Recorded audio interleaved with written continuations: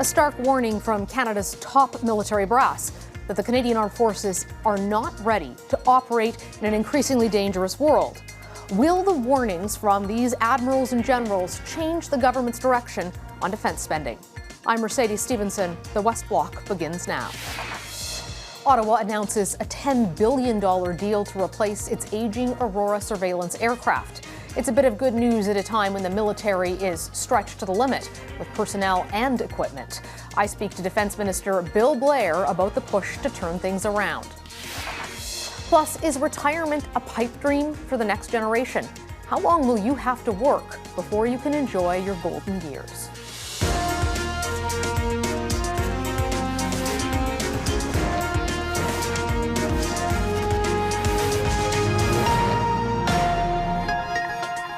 The federal government made it official last week. It's replacing its aging Aurora patrol fleet with Boeing's P-8A Poseidon aircraft.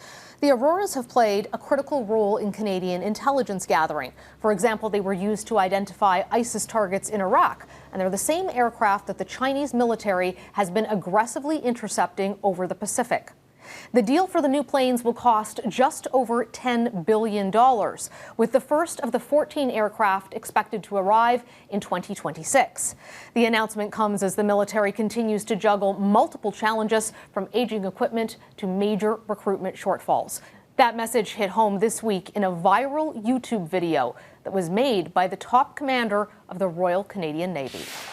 The RCN faces some very serious challenges right now that could mean we fail to meet our force posture and readiness commitments in 2024 and beyond. The RCN is in a critical state, with many occupations experiencing shortages at 20% and higher. To talk about the challenges and solutions, hopefully, facing the Canadian military, I'm joined by Defence Minister Bill Blair. Welcome to the program, Minister Blair. Thank you very much. Good morning, Mercedes.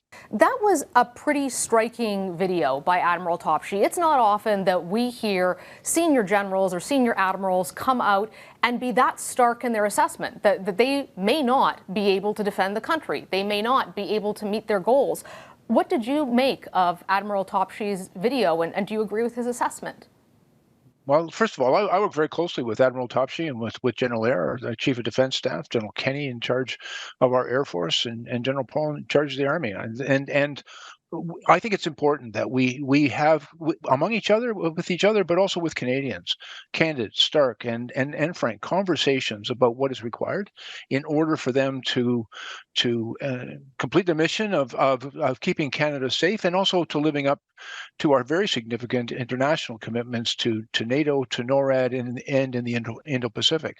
Now, we ask a great deal of the Canadian Armed Forces, and I think for a number, and I don't want to sort of relitigate the past, but I think for a very long time, we did not make the necessary investments in the platforms, first of all, that our military works on, the surface combatant ships that Admiral Topshee refers to, the P-8, our multi-mission aircraft that the Air Force was able to acquire yesterday, and some of the basic equipment of tanks and artillery and ammunition that the Army needs.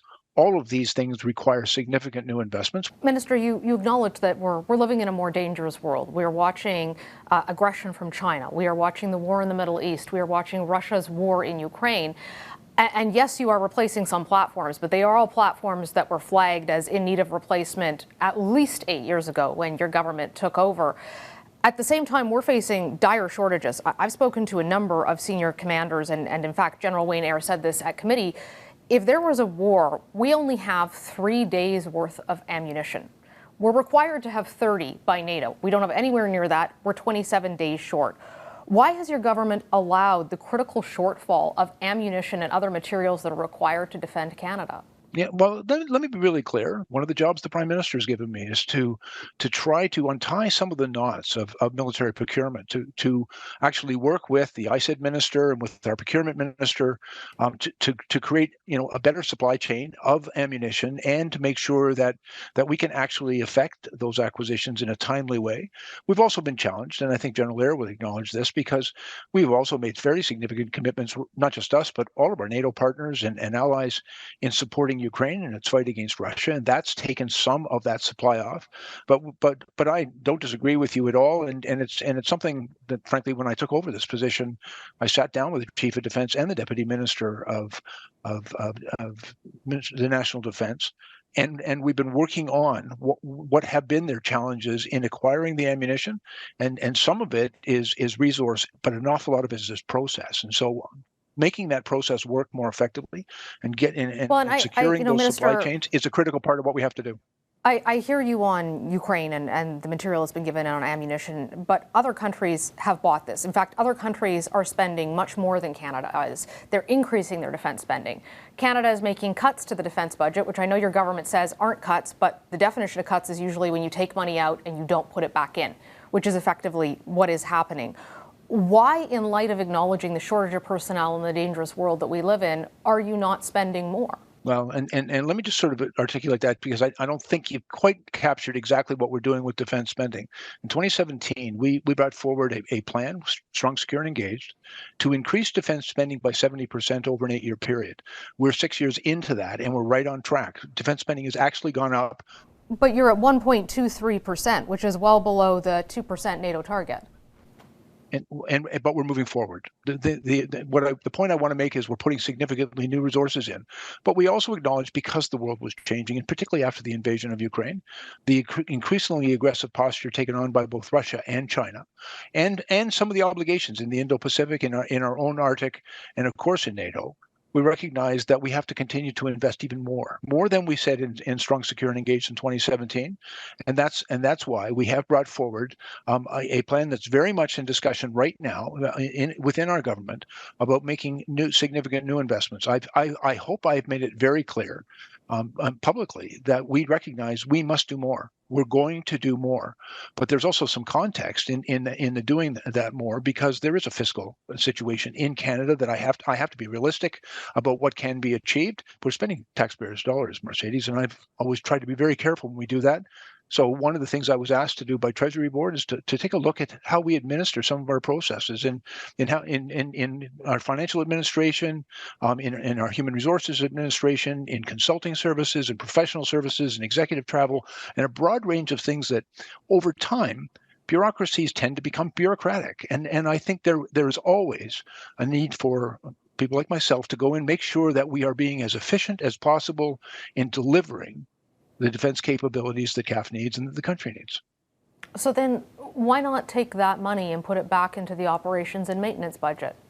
Well, first of all, we have a significant budget for maintenance and for operations. But it's a shortfall from what we need, according to all these senior generals and admirals who are saying that they don't have what they need to do what's required. Well, let's not, if you don't, but let's not mix up apples and oranges. There's a fairly significant expenditure of administration in administration, and my job is to make sure that we do that as efficiently and as cost effectively as possible. And at the same time, there's a very significant portion of that budget which is dedicated to that maintenance and that supply. Last year, the Canadian Armed Forces was unable to spend over $2 billion of their budget. And it's because the processes of procurement are not as efficient as they need to be. And so it's not a matter of us not giving them enough resources. It's a matter of making sure that those processes work for them, so that they're able to do that maintenance, they're able to acquire that ammunition, they're able to make the investments that they need to make. And then most importantly is solving this deficit of people, because the real strength of the Canadian Armed Forces is the men and women who serve in it. Speaking of investments in platforms and technologies, in February of this year, I spoke to Minister Anand when she was the Defence Minister, and we were talking about the tanks that Canada sent to Ukraine. She told me it was top of her priority list, basically, to get to work on replacing those tanks. And as you know, there's a very large number of Canadian tanks in Latvia right now as well. What's the status of the replacement project for the tanks? I haven't seen anything come out about it. I haven't seen it go to tender. Has your government started the process of replacing them? We're well on the way. Of course, we've identified, all of our requirements with respect to those tanks. We know what we want, the Leopard tank, and we're also making investments in maintaining the ones we've got, but we do know we need more. The procurement process is, as I've already mentioned to you, Mercedes, first of all, I don't talk too much about where we're at in particular processes, because I want to make sure that I don't do anything that interferes with those contracts. But at the same time, what I'm finding is, and I think you're aware of this, and most Canadians are, some of these procurement contracts take an incredibly long time to execute, and the time between when the Canadian Armed Forces defines the need and when we're actually be able to get them in the door, it takes sometimes an inordinate amount of time and an unacceptable amount of time. So we're trying not only to manage the cost, but to also manage the time that it takes to deliver them. That again is one of my responsibilities. I'm working with some of the best people I know in government and in the Canadian Armed Forces to, as I say, untie some of these knots. I was very pleased yesterday. We were able to, we heard very clearly from the Royal Canadian Air Force about what it needed in a multi-mission aircraft to replace the CP-140, the Auroras. They identified their requirements. And we determined that the only plane that currently was available and that met all of those requirements was the P-8. And although it was a procurement not without its challenges, I was very, very pleased to be able to announce to the Canadian Armed Forces and to the Royal Canadian Air Force that we were able to acquire those planes for them and that they were going to be getting them within the next 2 years before the CP-140s age out of service. And so that's our responsibility, is to get jobs like that done. And I was very pleased that yesterday we were able, I hope we were able to send a signal about our commitment to deliver for the Canadian Armed Forces. We're going to continue to deliver for them because they deliver for us. Thank you very much for joining us today, Minister, and good luck with, I'm sure, what is a difficult job ahead of you. No, it's the best job in government. Thanks very much, Mercedes. Up next, is Freedom 55 now a pipe dream? We dig into a new report that reveals many Canadians aren't ready for retirement.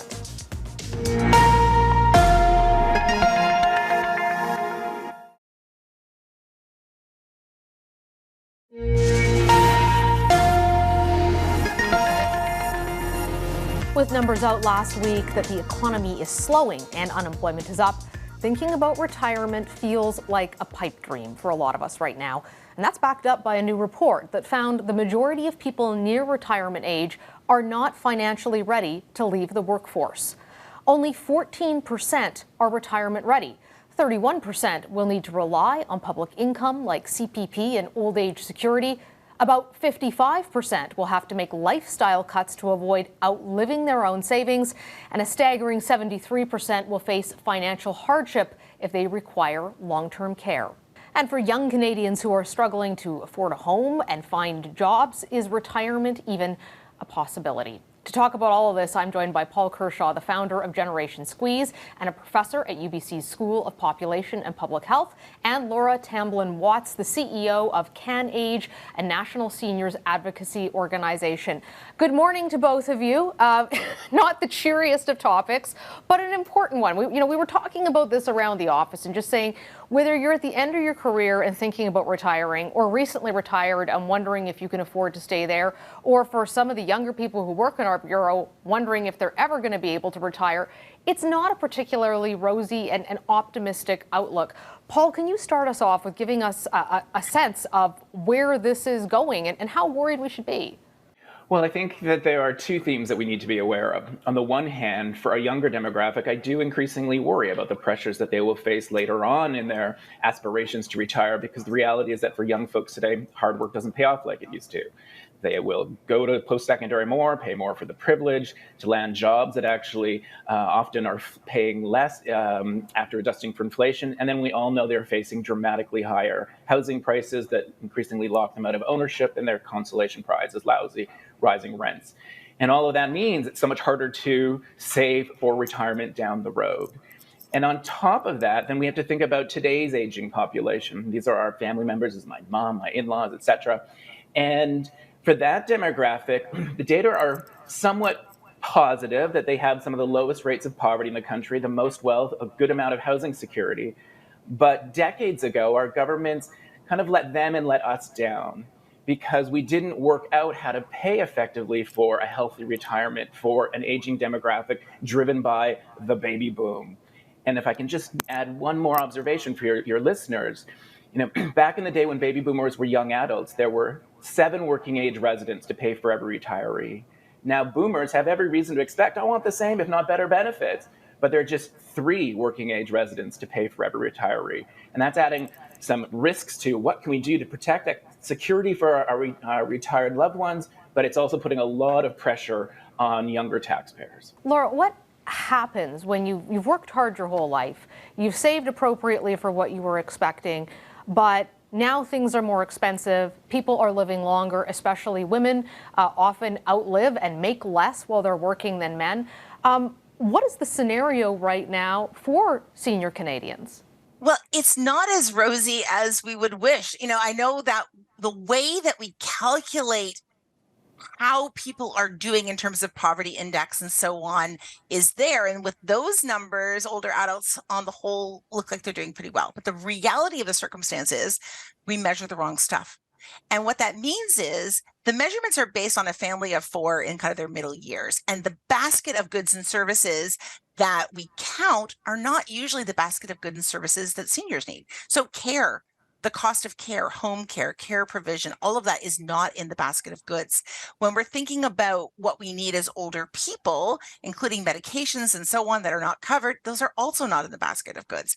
And what it means as well is that not only we're counting the wrong stuff, that they are becoming much more expensive at a time when debt was cheap. So many older people are very much in debt. Boomers are the most indebted generation we've ever had. Some of them are retiring with student debt, let alone mortgage debt.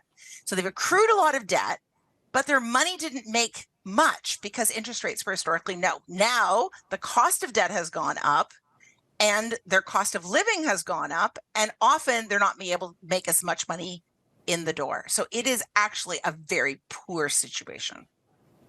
Paul, what happens for the younger generation, and I see this with a lot of my friends, delay having children, you're establishing your career, it's expensive, you're waiting until later, and now you're in a scenario where you are both caring for potentially young children or having to pay for childcare, and at the same time worrying about aging parents who may also require care or long-term.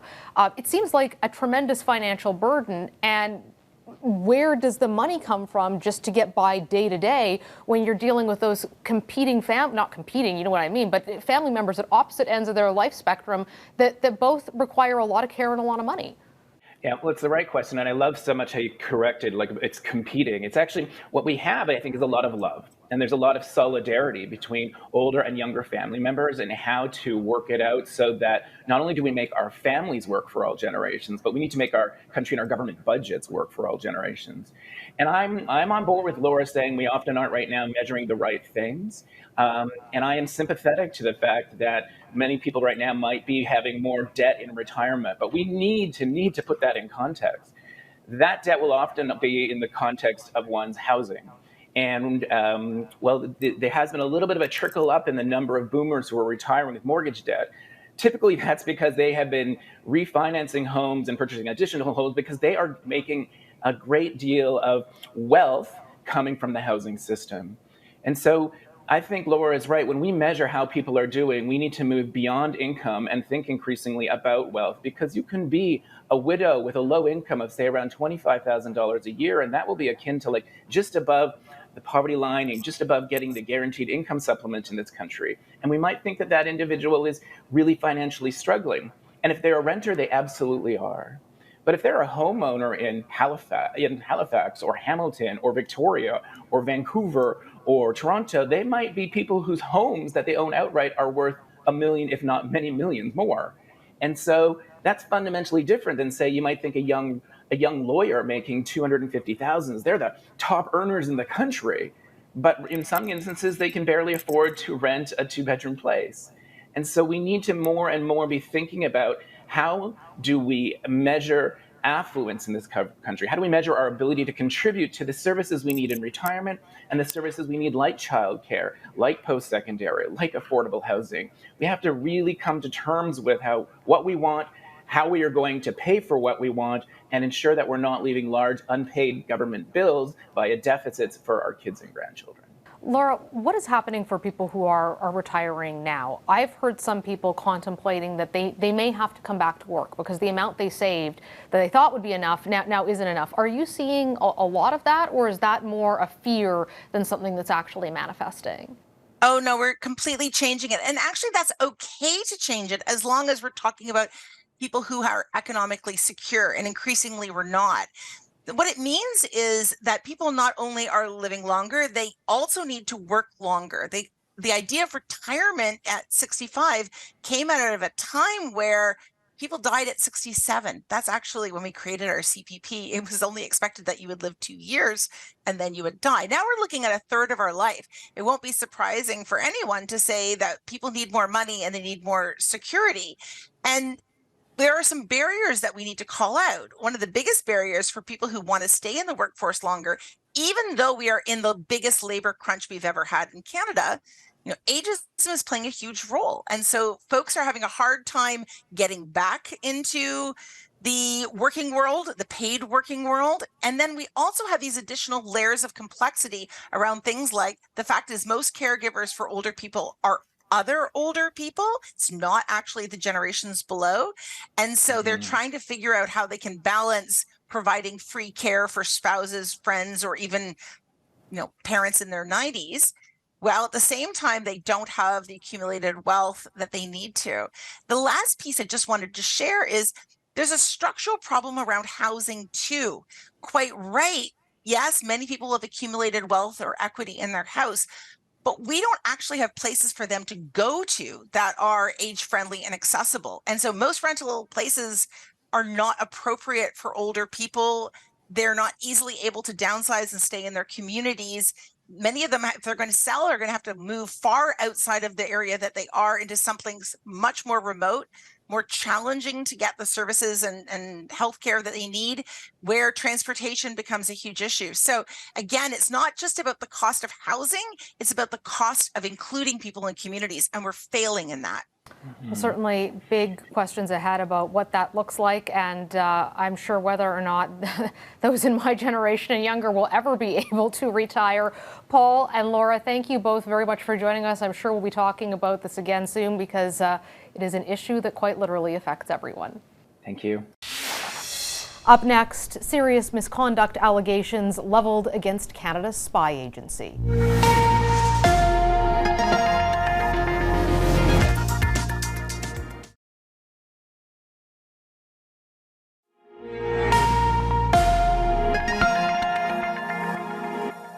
Now for one last thing.